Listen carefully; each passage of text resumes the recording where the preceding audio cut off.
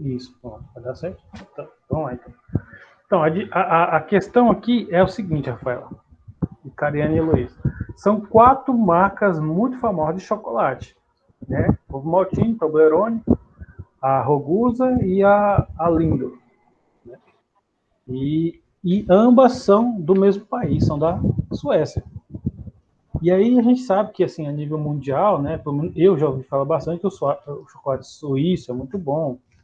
Aliás, na Suécia, é suíço, né? O chocolate suíço é muito bom, muito gostoso. E a gente sabe que quase todas as receitas de chocolate vai muito leite.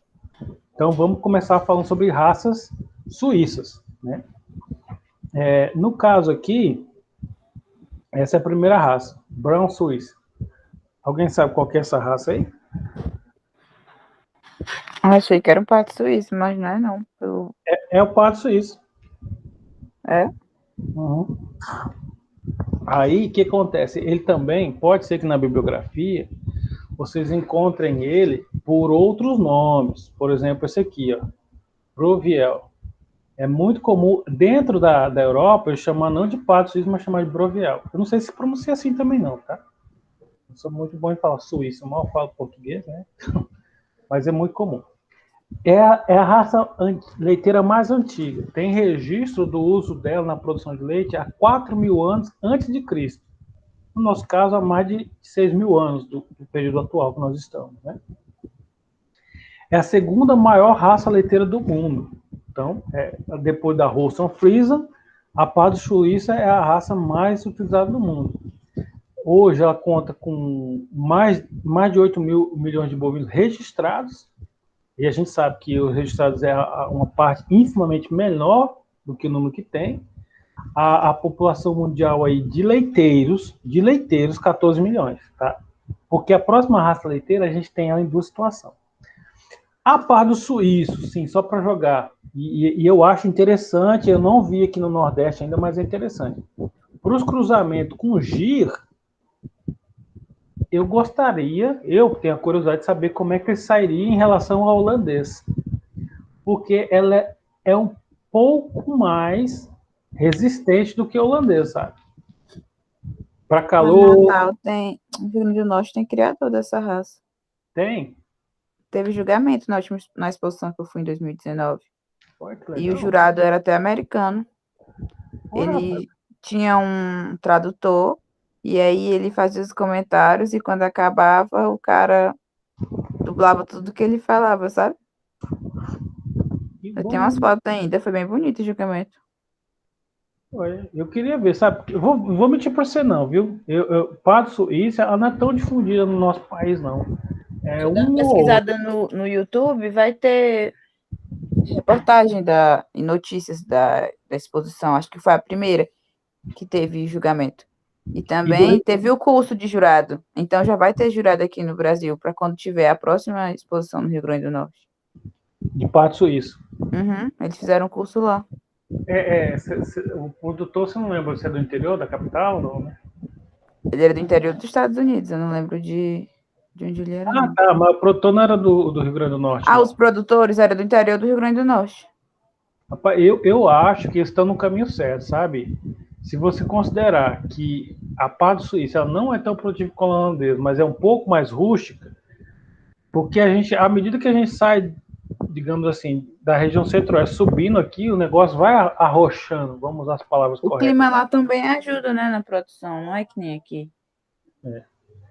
Então a Pardo Suíça talvez ela tenha um desempenho mais interessante. Mas ó, aqui, ó. Estão com o olho treinado, ó, esse Uber aqui já tá, em sessão anterior já não tá ruim, ó. Tá ficando fraquinho. Mas Tá ainda é ruim. bonito. Mas tá vendo? Não é tão. Bem Enfim, né? inserido. Aqui, ó. Vaca de leite. Ó. Isso aqui é uma vaca top. Tá mostrando os ossos aqui, ó. Você consegue ver as vértebras caudais dela. Isso aqui foi penteado, passado, rapaz, Dove. As vacas tendem a atingir o pico na quinta lactação. Isso aqui é uma coisa que muda muito de raça para Demora raça. demais. Isso, demora. Porque a gente tem aí, vamos falar, na girolanda, quase sempre a terceira a lactação é a mais forte. Aí, da quarta, às vezes pode ser na quarta, mas na quinta não é a mais forte da Girolamo. E aí, na casa da parto suíça, ela é um pouco mais tardia, ou seja, isso quer dizer que depois do primeiro parto, a redução do crescimento da parto suíça não é tão acentuada, ela continua crescendo. Então, quando ela tem o segundo parto, ela está maior, no terceiro parto ela está ainda maior, no quarto ela está maior, e somente na quinta lactação que ela atingiu o platô, o maior tamanho corporal. E aí que ela consegue entregar a maior lactação. Bom, ainda falando da parto suíça, isso aqui também é bem interessante. Apesar dela ter o pico na quinta lactação, ela é muito precoce sexualmente falando. Aqui a gente está falando cuidar da puberdade em dias. Vocês imaginam, por isso que você tem que saber os dois nomes, Brovier. Um animal que apresenta cio com 300 dias de vida, um animal com menos de um ano, para a nossa realidade é muito difícil, sabe? Eu imaginar um animal com menos de um ano já apresentando cio, muito mais precoce que Hereford, Limousin, Charolais, Cimental e o Gebiev. E aqui a gente tem, então, um reflexo disso na percentagem de animais dos rebanhos prenhos aos 550 dias. Dentro de um rebanho de parto suíço, 93% das vacas já estão prenhas com 1 ano e meio. 1 ano e meio elas já estão com a cria lá dentro, prenha, talvez até mojando. É bem interessante essa característica dela. Bom, falando da parto suíça, vamos falar de uma outra suíça que também é bem importante. Tá? Eu não estou falando de todas as raças, estou falando as que faz mais sentido para a gente. Uma delas é a cimental. Ela é tida como raça de dupla aptidão e tem algumas linhagens que são mais voltadas para o leite. Alguns produtores de cimental chegam a falar que 70% da genética cimental é para leite. Isso abertamente, eles falam na associação. A maior vocação do cimental é para leite, tá? Aí o nome dela, dessa forma aqui, o nome, digamos, europeu, né? Fleckville. Bom, a população do cimental hoje é bem grande, é em torno de 41 milhões de cabeças, né? Usado para as duas coisas, para carne e leite. Eles são animais grandes. Olha, o peso vivo deles chega a 850 quilos. E uma altura de garupa grande. Olhando essas outras raças leiteiras que a gente já olhou aqui hoje, o que a gente vê? A gente vê aqui um animal mais fino, né, que ele forma um triângulo. Na verdade, ela está com um retângulo que aqui é menor, mas a gente sempre valoriza um triângulo em que a frente seja mais forte. Uma cabeça bem pequena aqui desse pato suíço. E quando a gente vem para a mesma raça suíça, observe isso aqui, é uma vaca bem mais robusta, né? Vocês conseguem visualizar essa caixa maior, ó, a musculosidade. Aqui, ó, as vértebras, né? Digamos que o pessoal fala ponta de osso melhor coberta. Apesar de estar vendo as costelas aqui, mas a gente não percebe nenhum processo de ossificação exposto. Uma cabeça um pouco mais forte. Dentre as leiteiras, é uma das mais fortes que a gente vai ver.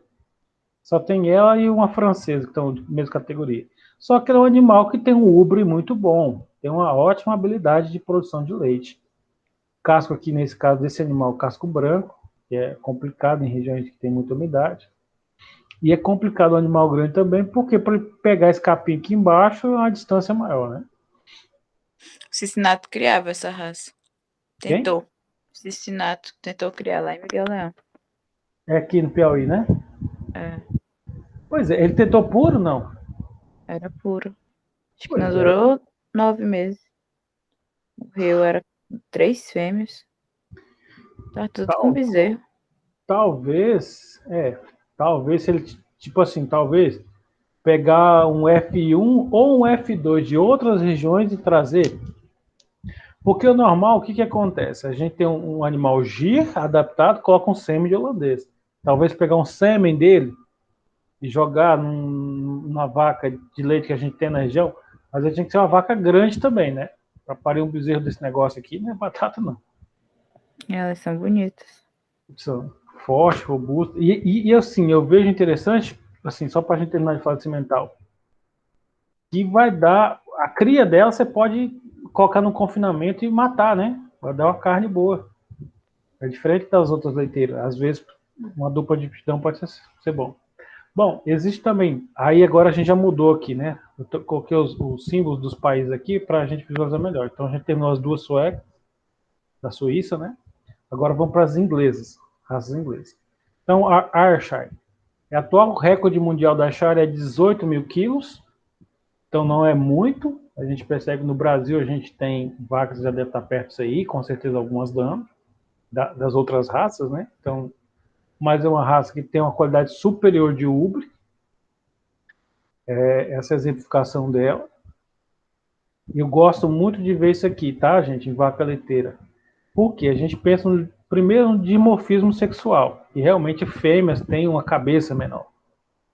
Mas a raça em si, ela projeta um animal com cabeça pequena, delicada, um pescoço, né, sutil, delicado, um peito proeminente, isso aqui está muito associado à força leiteira, esse anterior forte, e é claro, olha só, essas veias principais de irrigamento do sistema mamário, muito boas. É uma fêmea que essa é top de elite. Mesmo sendo branca, vocês conseguem ver que ela tem a formatação do vazio. Produtor de leite gosta de olhar esse vazio aqui. Esse vazio proeminente quer dizer que é uma vaca que tem produção de leite. E normalmente a gente também olha como que está a costela. Aqui no caso a gente não pode ser visualmente, vai ter que ser contato. A gente contar, sentir as costelas. Um animal leiteiro, ele é descarneado. E aí se a gente olhar a garupa aqui, olha só isso. É até uma judiação comparar essa garupa aqui com a de gir, né? Se fosse a garupa de estaria mais ou menos aqui, ó. Baixa, baixa. Baixo. Olha a altura que esse ubre vem até aqui em cima. Porque é uma coisa interessante também. Às vezes o ubre termina por aqui. E ele está bem inserido, bem O próximo. comprimento do períneo é bem... Justo.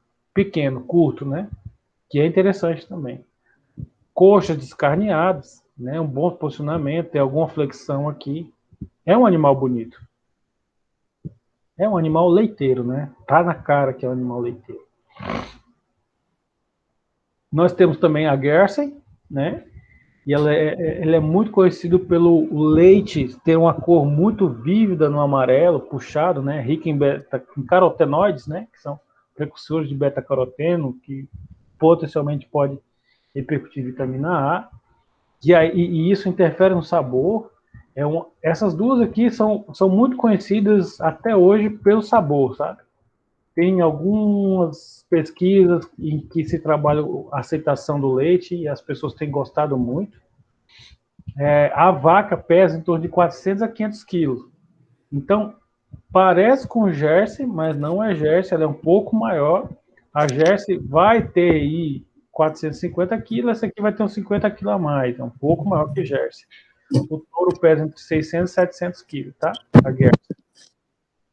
60% dos gases carregam o gene da caseína B, que tem muito a ver com o rendimento de queijos. A gente sabe que dentro do perfil proteico do leite a gente tem diferentes tipos de caseína, tá?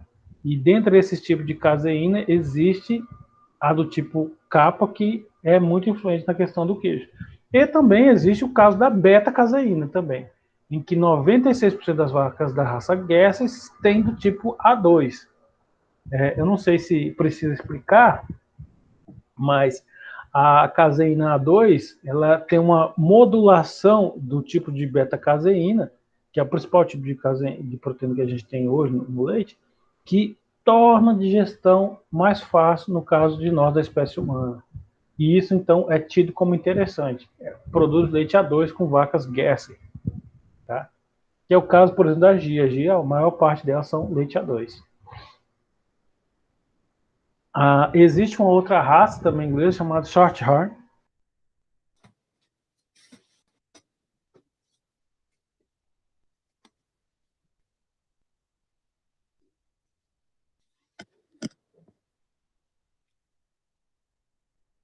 O professor tá travando.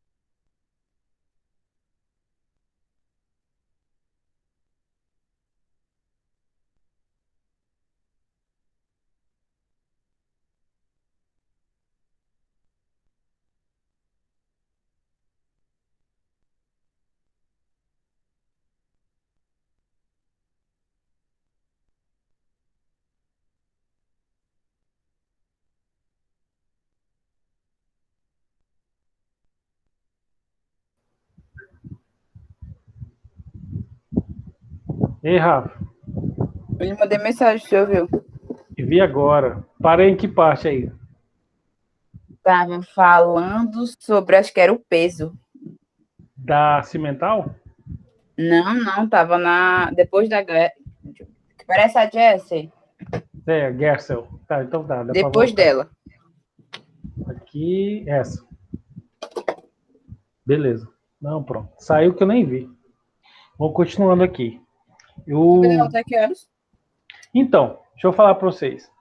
Eu vou fazer o seguinte: essa aula aqui vai estourar. Então, se vocês. Não é obrigado a participar mais. Já fiz a chamada, ó. Já fiz a chamada aqui. Cadê? Diário. Já fiz a chamada, já está com presença. Vocês não é obrigado a assistir mais, não. Eu vou Tu vai embora terminar e todo gravar. mundo, né? Não, pode ir. Se quiser ir, pode ir. Eu vou gravar aqui. Esperar um tempinho, porque daqui a pouco Tá. sai pra farmácia. Que aí eu gravo e jogo lá. Falo assim, aula sobre raças. Pronto. Aí tá lá e vocês assistem a hora que der. Que aí fica como aula síncrona, entendeu? Uhum. E aí, para terminar o assunto, senão a gente se enrola. Então tá, falando da Guess aqui, então. Ela é uma vaca que é conhecida, a raça, por produzir um leite com a gordura bem amarela, né? Isso é valorizado em muitas culturas. Ela é um pouco maior que a Jersey, apesar dos nomes parecer, porque realmente são próximas originalmente, né? São de ilhas. Inclusive, a Guessem, ela teve um período que ela teve a proeminente extinção, em que aconteceu o seguinte: muitos animais de outras regiões vindo para Guessem, para a ilha de Guessem, começaram a cruzar e aí começou-se a perder as características da raça. E aí então teve que se fazer uma ação pública, né, lá do poder público lá, que proibiu entrar animais de outra raça que não fosse Guessem, para conseguir manter, né, a organização genética da raça. Isso foi bom, porque hoje a gente consegue ter a raça Guessem aí. Ela tem a beta-caseína, a capa, né? Capa caseína do tipo B, o que Você não tá confere. compartilhando a tela. Parou de novo? Não tá compartilhando, não, tá só a sua. Ah, tá. Então peraí. Pronto.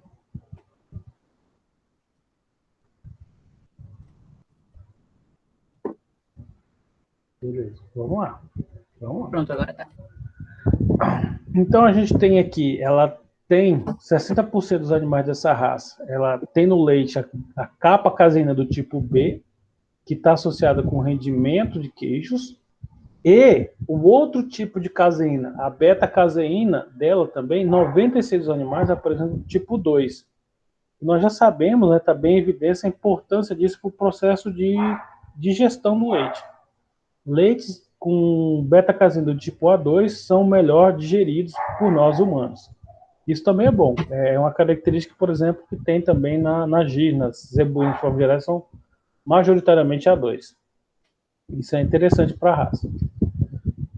Falando de raça inglesa, a gente tem que falar da Shorthorn. A Shorthorn é importante, entre outros, pelo que ela é hoje, mas pelo que ela foi como instrumento de trabalho do Sr. Robert Backwell. Robert Backwell, ele foi um dos primeiros, digamos assim, zootecnistas, né? Foi uma pessoa que trabalhou com o que os zootecnistas trabalham hoje. É um ávido melhorista. Ele foi o primeiro produtor, ele era fazendeiro e começou a observar o seguinte: bom, dentro desses animais eu tenho umas vacas ali maiores e um touro ali que é maior. Eu vou cruzar esses dois maiores, que aí eu acho que vai dar bezerro grande. E ele começou a fazer esse processo com bovinos, fez com ovinos, fez com suínos, e ele passou a explicar para os colegas. Ele não era um pesquisador, ele era um fazendeiro. Então ele começou a explicar isso, olha, para você obter gado grande, cruza, enfim. E aí é interessante o trabalho dele, né? E existem vários tipos de shorthorn, inclusive a de corte também. Aí, agora é o seguinte, a principal raça de gado de leite que existe é o que nós chamamos aqui no Brasil de holandesa. Acontece que ela é basicamente composta, na verdade, por duas raças. Duas raças que perfazem a holandesa, atualmente, né, no nível global, que é a Holstein e a Friesian. E aí eu queria treinar o olho de vocês para saber diferenciar Holstein de Friesian. Então, aqui vai o primeiro. Essa é uma daquelas duas raças. Dei uma olhada. E aqui os animais da outra raça. Vocês conseguem identificar diferenças?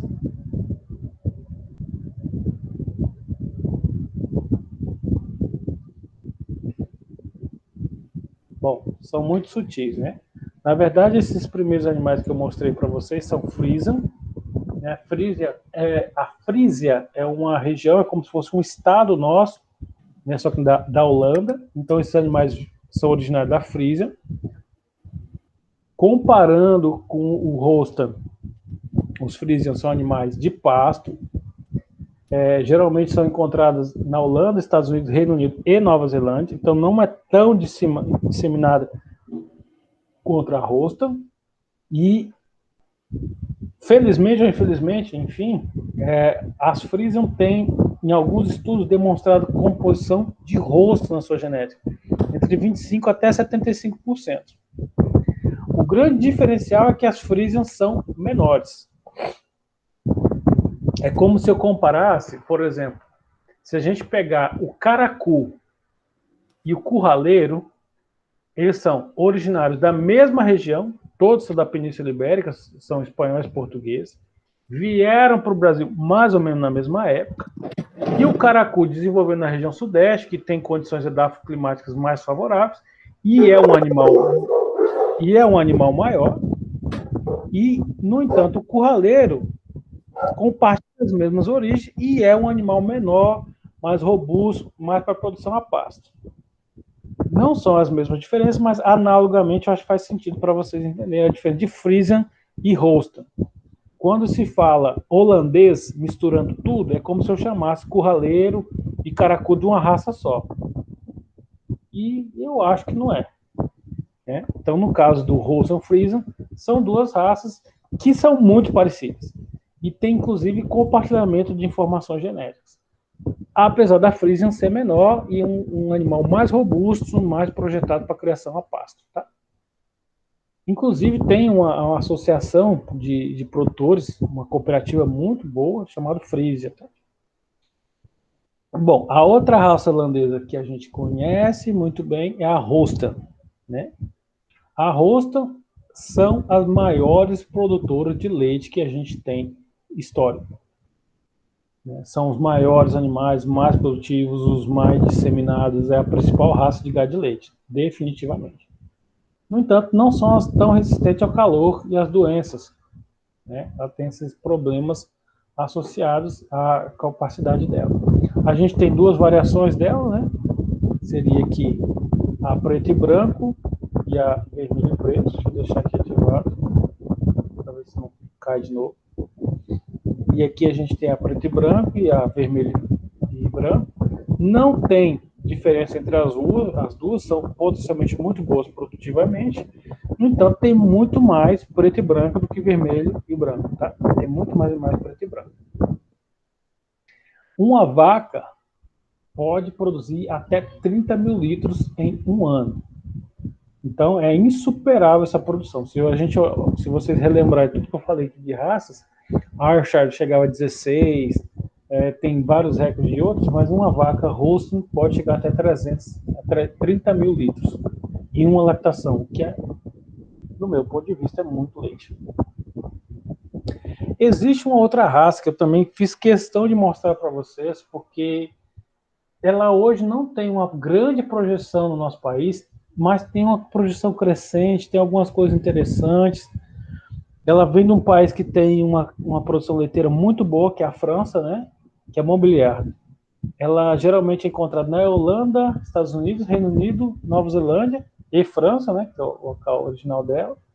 Ela é muito utilizada para a produção de dois queijos muito conhecidos, o Emmental e o Gruyère. Apesar de 25... Aí, aqui eu coloquei um vídeo. Raça de origem francesa está ganhando espaço no Brasil. Rusticidade, maior resistência a doenças, melhor qualidade do leite. Essas são algumas características destes animais, inclusive no cruzamento com outras raças. Produção de leite, a principal entre tantas características e benefícios da Montbéliard, que é originária da França e vem conquistando cada vez mais produtores no Brasil. Esta propriedade na localidade de Rio da Prata, em Rio do Campo, é referência no país. E há 10 anos investe na raça. São 92 vacas, 80 delas com cruza de Montbéliard, 40 estão em lactação. Antes trabalhava com meus irmãos e havia assim, dificuldades no manejo com jerseys puras e holandesas puras, embora se gostava bastante dessas raças, né? Aí pensou em trazer novas raças para a propriedade e pensou primeiro na sueca vermelha, mas havia uma dificuldade de conseguir sêmen, então foi quando se trouxe a Montbéliard e começou-se os cruzamentos. Quem trouxe a ideia para a região foi o Rodrigo, atual prefeito de Rio do Campo. Em 2009, ele trabalhava em uma cooperativa de crédito e teve a oportunidade de fazer o intercâmbio na França. Na época, outros municípios do estado também iniciavam a disseminação do sêmen. Fomos lá conhecer e vimos que é uma raça que tem características muito interessantes, né, para a nossa região, trazendo a sustentabilidade para as pequenas propriedades, né, principalmente pensando aí na produção de leite a pasto, né, que é o que traz a renda, a lucratividade para dentro das propriedades. Por ser da linhagem cimental, a raça tem como característica a cor avermelhada de pelo e a cara branca. É considerada 70% leite e 30% carne e tem muita rusticidade. Como ela é uma raça originária da França, onde também os terrenos são bem semelhantes aos nossos aqui, a região bem fria e bem quente, tanto no inverno, muita neve, e no verão, temperaturas bem elevadas, onde tem uma adaptação muito grande. Ela traz esse alto teor de sólidos também, que é o que vai valorizar, principalmente para a indústria, para o laticínio, na produção de queijos, né, que a gente necessita disso também, né? Quando se fala em saúde, a raça Montbéliard também se destaca, principalmente por causa do úbere mais alto e firme. Onde tem uma prevenção muito grande para a questão de contaminação de mastite, né? Como a gente tem um clima bem atípico, como está chovendo, daqui a pouco banhado, lama, né? Tendo um úbere alto e firme, ela tem uma melhor segurança no caso de não ter contaminação ambiental, né? A firmeza de úbere, vacas em terceira, quarta lactação com úberes muito firmes. Podemos notar na nossa propriedade, a partir do momento que foi começado o trabalho com a Montbéliard, e que nós tivemos assim, uma diminuição no custo, no gasto com medicamentos. Então, os animais são mais saudáveis. Isso já vem desde a questão do choque de sangue. Ela é um animal que tende a passar saúde. Então, quando você faz um cruzamento com a holandesa, por exemplo, então disse que a Montbéliard passa saúde para a holandesa. Outro ponto a ser destacado é a fertilidade da raça. São umas vacas que têm uma idade reprodutiva muito apropriada, né? Os animais têm uma longevidade muito grande, aproveitando o máximo que dá a produtividade delas. Né? O primeiro passo para obter resultados ainda melhores foi fazer o cruzamento com as raças holandesa e Jersey. Tanto a Jersey, que tem um alto teor de gordura e proteína, e as holandesas, que são uma alta quantidade de números de litros, né? Usando essas duas raças, você mantém a proteína e a gordura, que são os sólidos do leite, né? Que isso já é específico do Montbéliard, né? E traz com que aumente a produtividade em números de litros, né? No inverno, a produção com as passagens mais favoráveis, mais produtivas e também com o clima também mais favorável, então a gente consegue médias até acima de 30 do rebanho. No verão, a produção cai um pouco devido ao calor, ao estresse térmico, então conseguimos ficar numa média de 24, 25 litros. A novidade agora é o sistema ProCross, considerado o melhor em cruzamento de raças no mundo. Neste caso, com as vacas Montbéliard, holandesa e a sueca vermelha. A partir do momento que você faz o cruzamento, você vai agregando tudo o que tem de melhor para deixar as características quanto mais forte, quanto mais produtividade, mais longevidade Tudo isso para somar um pouquinho de cada uma para gerar um bons frutos. Quando se fala em inseminação, os produtores podem escolher entre o sêmen importado e o nacional. O sêmen importado varia de R$ 50 a R$ 60 e o nacional pode chegar até pela metade do preço. Nessa propriedade também é feitas reproduções através do touro da raça Montbéliard, que é fruto de transferência de embrião puro nacional. Foi um trabalho que se fez alguns anos atrás e também a gente tem um novo reprodutor a caminho, que é de uma vaca que é pura de uma propriedade aqui de Rio do Campo. Como a nossa propriedade ela tem um pouco de dificuldade de mão de obra, quando não se tem o tempo até de estar inseminando uma vaca, deixamos o trabalho para o reprodutor. A intenção agora é criar uma associação no município para buscar ainda mais o melhoramento genético através da assistência técnica. Também que a gente possa trabalhar isso junto com os produtores, para que também tenha uma orientação, um cuidado, para que não há consanguinidade também, onde não vai ter um cruzamento entre parentescos. De início se questionava muito que a Montbéliard não fosse produzir leite, e hoje nós temos aqui na propriedade o segundo cruzamento, que é 75%, com mais sangue de Montbéliard, e essas vacas continuam produzindo muito bem.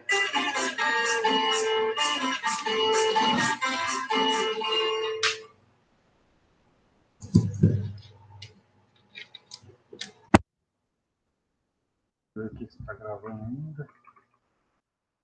Tá gravando, beleza, vamos lá. Pessoal, então, continuando aqui, em sala assíncrona, a gente percebe aqui que são 35 anos de avaliação. Agora vamos falar um pouco dos zebuínos, né?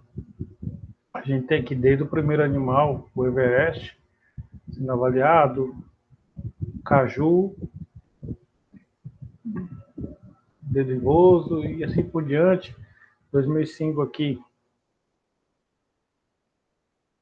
um animal bem importante, que é o Sansão, né? A gente já discutiu sobre ele hoje. E aí são vários touros, né? Então vamos ver um pouquinho dessa história do Gir. O Gir, ele é originário de uma região do leste da Índia, né? Que a gente tem o mapa da Índia e o leste daqui. A região é o estado de Gujarat. Gujarat. Lembra já esse nome, Gujarat. Tem alguma outra raça que tem um nome parecido, Gujarat. E aqui ele está originário dessa península. Eu não sei pronunciar o nome, tá? Não sei pronunciar o nome. Que está aqui do lado do mar Árabe. Essa é a região originária da Gíria. Certo? Então aqui é um videozinho também falando um pouco da região, que eu achei interessante, eu quis saber.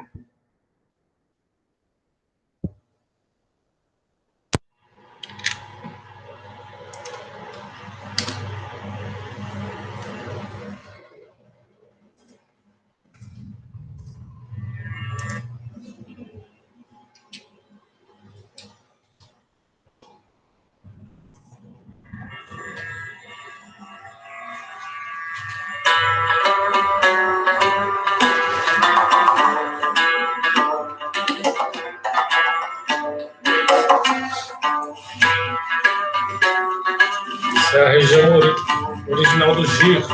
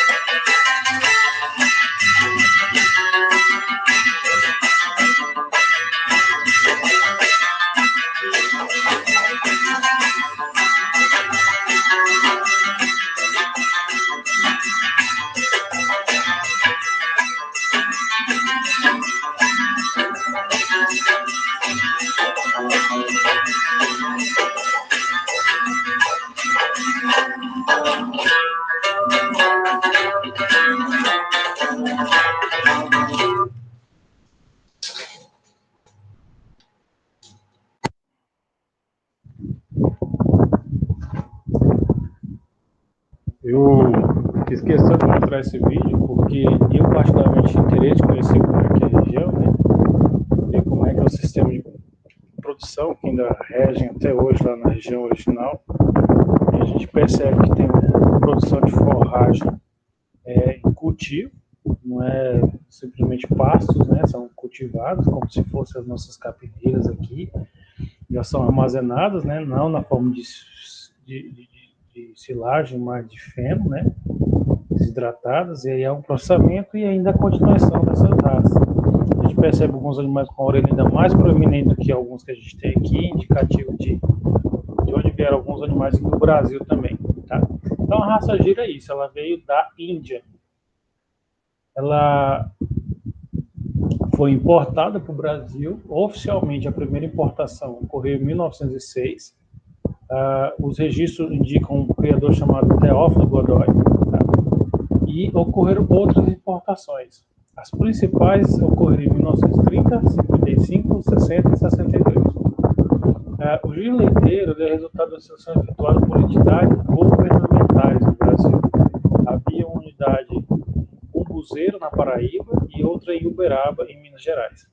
Além de fazendas, né, de criadores particulares em São Paulo, Minas Gerais e Rio de Janeiro. Hoje o giro leiteiro, ela acho que sim, a principal raça zebu leiteira, a mais difundida no nosso país, ela tem uma importância muito grande, mas ela originalmente foi importada por ser zebu, porque era um gado, digamos, muito bem conceituado, enfim. E, naturalmente, né, pelo que eu me consta até o momento, os criadores foram percebendo que ela tinha uma produção leiteira interessante, alguns animais. Então, se foi se fazendo um melhoramento, os cruzamentos, um trabalho. E aí a gente pensa assim, bom, então tá, beleza, né? Animal de corte, veio para o Brasil, melhoraram, e todo o trabalho de leiteiro foi aqui no Brasil. Eu discordo. Por quê? Porque os registros históricos têm essa informação aqui, ó.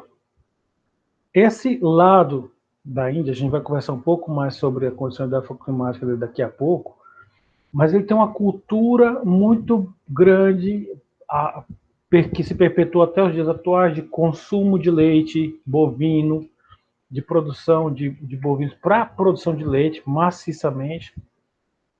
E aí, a organização civil nessa região da Índia, ela se dava através de Marajá, né? Então, que são sultões ali naquela região. Às vezes a gente não tem essa noção, mas é muito próximo, está do lado da Arábia, muito próximo de outros países árabes também, a Índia, né? Então, ela tem essa influência cultural.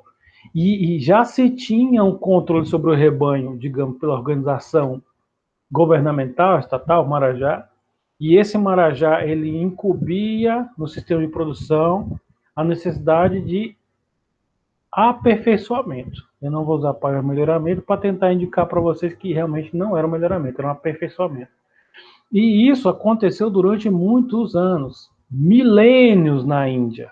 Então, a vaca gir leiteira, ela é forte pela sua força leiteira, também pelo trabalho que já tinha sido feito nela. Ela tinha um rol muito maior de animais, e os que existiam em 1906, né? Vou usar o mouse aqui. Que tinham em 1906 eram animais que já eram bons produtores leiteiros. Então não se trouxe uma matéria bruta não lapidada, se trouxe uma matéria com alguma lapidação, já um material genético já projetado para a produção de leite, já melhorado durante algumas décadas. E que aí, mediante conversa e autorização, pessoas como, por exemplo, eu tinha colocado o nome da fazenda aqui. Aqui, Fazenda Cachoeira, né? Fazenda Cachoeira aqui, alguns trouxeram animais, né, nas décadas seguintes, 1960 aqui, de animais giro, mas já eram animais muito produtivos. Com isso, eu quero dizer o seguinte, que a genética do GI, ela é uma genética milenar. Ao contrário do que algumas pessoas dizem, que o holandês é melhorado há muitos anos, muito mais que o GI, eu não concordo. A forma que o GI foi trabalhado não era científica, era empírica, mas teve alguns resultados, sim, assim como o trabalho do senhor Robert Backwell, que também, de certa forma, trabalhou. Eles não têm um nível de registro, meticulosidade no registro, em função das diferenças culturais, mas houve, sim, um trabalho já de melhoramento, de aperfeiçoamento genético desses animais durante a fase na Índia, como despertou até hoje. Uma outra raça leiteira, acho que estou falando das 3 principais zebuínas, é o Guzerá, né? Ela também é conhecida como Kakishet, não sei pronunciar corretamente, tá? E ela é muito interessante, por quê? Quando se fala de bovinos no mundo hoje, a gente tem uma visão, né? Cada um tem a sua. Quando se fala de bovinos há 1000 anos atrás, o que se sabia era o que olhava-se para o Guzerá. A imagem fenotípica do Guzerá, com aqueles grandes chifres na forma de lira, aquela composição muscular vultuosa, né, que se perpetua até hoje, é a imagem de bovino que, pelo menos, uma boa parte do Oriente se tinha, né? E isso fez com que hoje, na ocasião, nesse período histórico, na Idade Média, entre outros períodos, a projeção do Guzerá fosse tamanha que denominava como uma melhoradora das demais raças. A valorização que tinha do Guzerá. É interessante a gente considerar essas questões culturais. Hoje são utilizados para consertar os úberos pendulosos de algumas raças, né? Existe registro de animais Guzerá na Assíria, na Mesopotâmia, de forma histórica, em porcelana, em pinturas, em Bagdá, no Iraque, na própria Índia e no Paquistão, de animais Guzerá. Ela é de uma região próxima do Gir, praticamente no mesmo estado, numa região chamada Kutch. Não sei se pronuncia assim, mas é o nome do lugar, ok? Vocês podem obter mais detalhes aqui no site da Guzerá. Então, o habitat do Guzerá é uma região pré-desértica de Kutch, também no estado de Gujarat. Esse processo de nomeação das raças se dá muito em função das origens.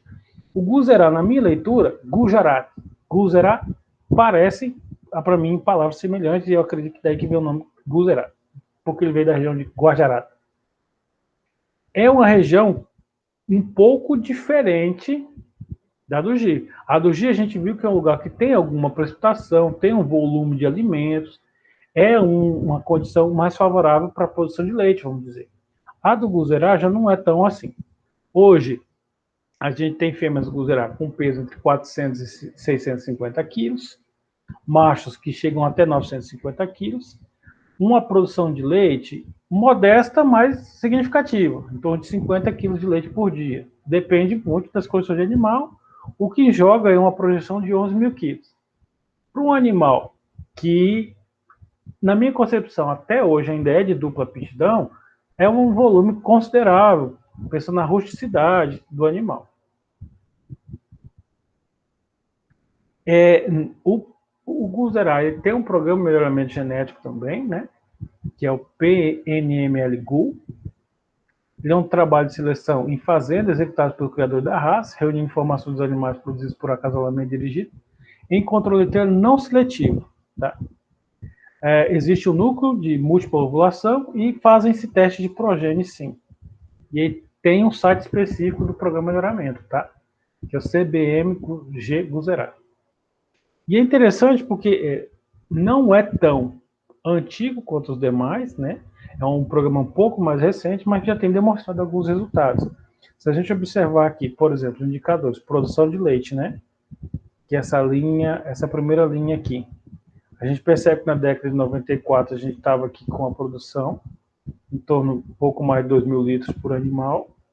Houve um decréscimo, porque na verdade houve uma incorporação de animais, né? Essa incorporação de animais aqui tende de projetar a média para baixo, mas que com os programas de seleção a gente tem projetado algum melhoramento genético na produção de leite. Então tem ganhado, né, alguma coisa em produção de leite. As características, a gente percebe os característicos fenotípicos, que é um animal com a altura de garupa bem mais alta, um maior perímetro torácico, mas um comprimento de garupa não tão grande, 43 centímetros, né? Um ângulo de garupa de 26 graus, característica a ser considerada também. Comprimento de tetos maravilhoso, né? Se a gente pensar um teto de 7,5 centímetros, é um teto muito bom para você pensar em ordenha manual. Algo que a gente não tem nas taurinas. Eu não vi um animal taurino com tetos tão proeminentes, assim, tão grandes. Diâmetros também muito consideráveis, acima de 3 centímetros, são diâmetros muito bons. E aí, uma questão que ainda tem que ser melhor avaliada, que é o temperamento do Guzerat, que há controvérsias. Certo? A terceira raça que a gente, e última raça que a gente vai falar hoje é a Sindh, né?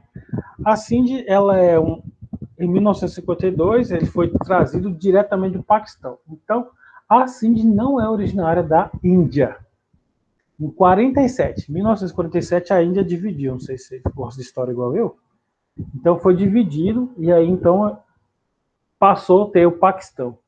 O Paquistão, quando foi ter importado, então, já era, a Sindh já não foi mais indiana. O autor da façanha foi o diretor do Instituto Agronômico do Norte, Felisberto de Camargo, que trouxe consigo no avião cargueiro inglês 31 animais da raça, 28 fêmeas e 3 machos. A Universidade da Paraíba também tem trabalhos muito interessantes, desde a década de 80, principalmente aí na EMEPA, tá ok? E alguns outros trabalhos, inclusive no Pará, com o melhoramento da raça. Das três, se eu fosse quantificar, que é mais disseminada a Gir, segundo a Guzerat, e não é tão disseminada a Sindh, mas é uma raça que a gente tem que considerar, sabe? A origem dela é o deserto de Sindh, por isso o nome da raça. No local original dela, a precipitação é de 250 a 300 milímetros por ano.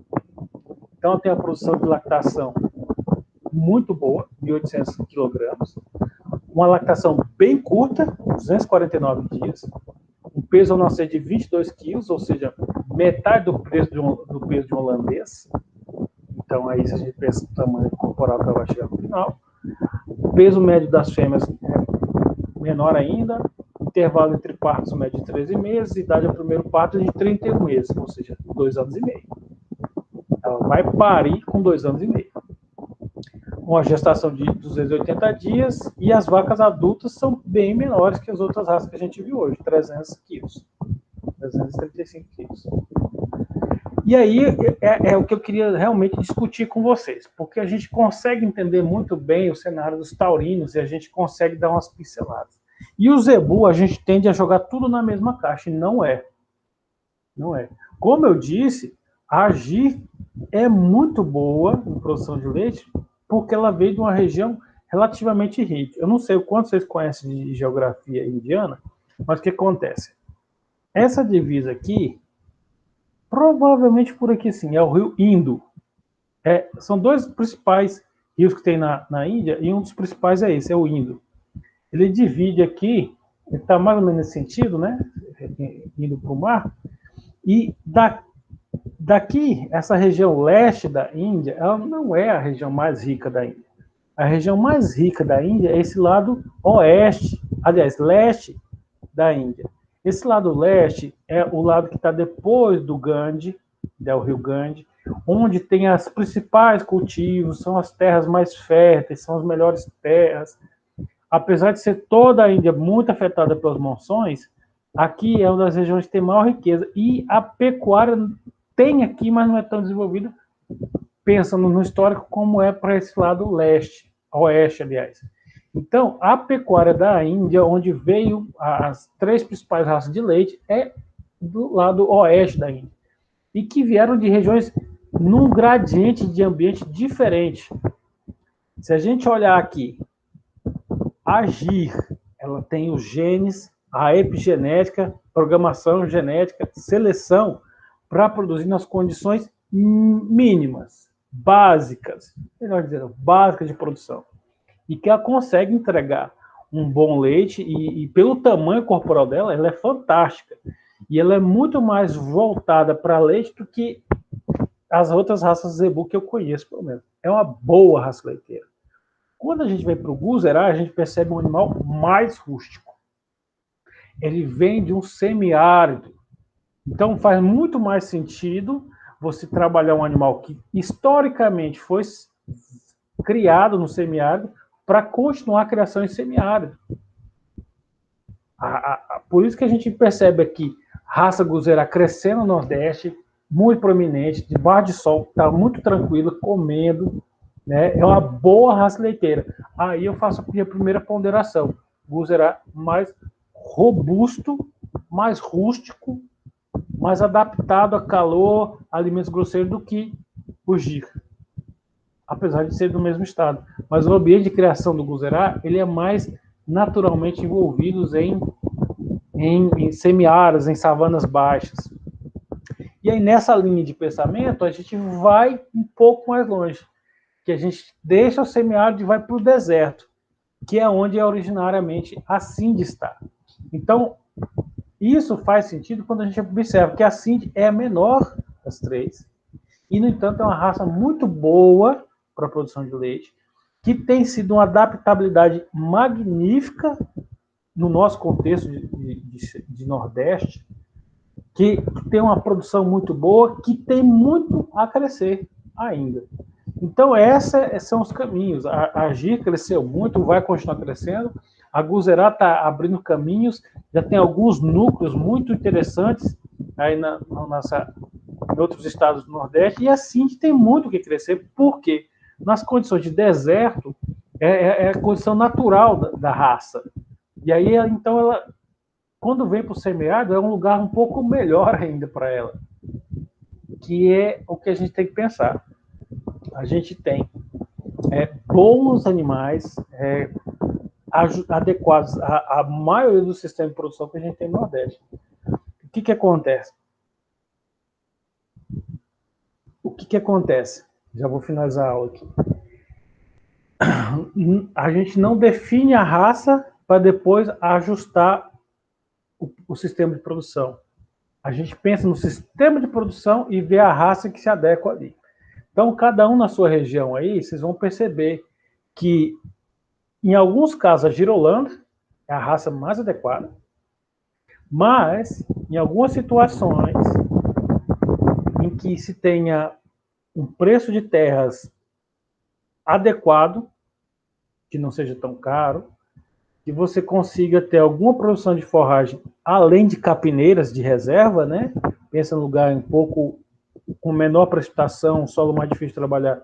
Você tem algumas capineiras para manter, aí eu vou citar cana, né, que é bem interessante para gado de leite, e outras, e que projeta-se mais adequado a algumas raças, como essas três que eu estou mostrando para vocês.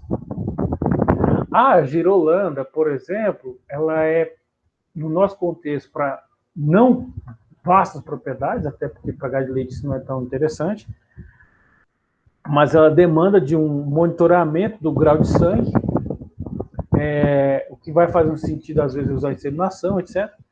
E a gente considerar umas outras regiões que ainda tem que ser desenvolvido, que não vão começar um processo de produção de leite, né? Vou citar o exemplo, por exemplo, Campo Maior. Para mim, vocês podem discordar, pode ir explicando os motivos, faz muito mais sentido criar uma dessas três raças como pura, com touros, com monta natural, ou com inseminação, tudo bem, mas essas três raças aqui tendem a apresentar rusticidade, que suporta aquele calor, aproveita aqueles materiais grosseiros. A gente tem três raças aqui de regiões semiáridas e áridas, né? Então, para as nossas condições aqui de determinadas regiões, pode parecer muito mais interessante. Considerem isso. Dependendo da região que você for trabalhar ou com girolando, talvez um cruzamento de um zebu desse com um pardo suíço, né? Que aí a gente pode ter um resultado diferente. Enfim, é legal vocês fazerem essa investigação, definir o genótipo que vocês vão trabalhar, de preferência até quais animais, seria magnífico. E, pelo outro lado, observar que algumas regiões do nosso Piauí, trabalhar com raças puras pode ser muito bom. Porque, assim, a gente produz leite, né, consegue remunerar e manter a propriedade com leite. Mas também vendendo animais é uma fonte de renda. Então, hoje, quem trabalha com Cindy, ou com o Guzerá, por exemplo, né? Ou o próprio Gi, você trabalha com a raça pura na hora de vender animais, novilhas, para outros criadores que quiserem entrar na propriedade, pode ser uma boa fonte de renda. E vocês podem colocar isso no cálculo. Receita com venda de leite, receita com venda de animais, desde que você demonstre a quantidade que não vai fragilizar o seu sistema de produção, o seu rebanho, desde que haja uma devida recomposição. Tá? E aí vocês percebem que é interessante a gente entender o ambiente natural dos animais. Não é zebu que veio da Índia, é zebu que veio de alguns lugares específicos da Índia e ver o ambiente que esses animais conviveram, né? E aí a gente tentar entender melhor essas diferenças entre esses animais. Por que a Cindy é um pouco menor? Mas é porque ela se ajustou, ela vivia num deserto, ainda tinha que produzir. Então foi um animal que foi lapidado sobre o sol, sobre as condições de produção do deserto. Interessante, consideramos isso. O Guzerá foi... O ambiente natural do Guzerá é o semiárido. E é um animal grande, bonito, vultuoso, que às vezes a gente traz para outra situação e ainda fica mais bonito aí na condição de produção melhor. Tá? Então é isso, gente. Com isso a gente termina a nossa segunda aula assíncrona. E na próxima aula eu já quero trabalhar o que cabe ser trabalhado ainda de melhoramento genético para a gente poder encaminhar para outros temas, tá ok? Mas é isso, obrigado. Agradecer por tudo. Qualquer dúvida a gente vai se comunicando pela plataforma.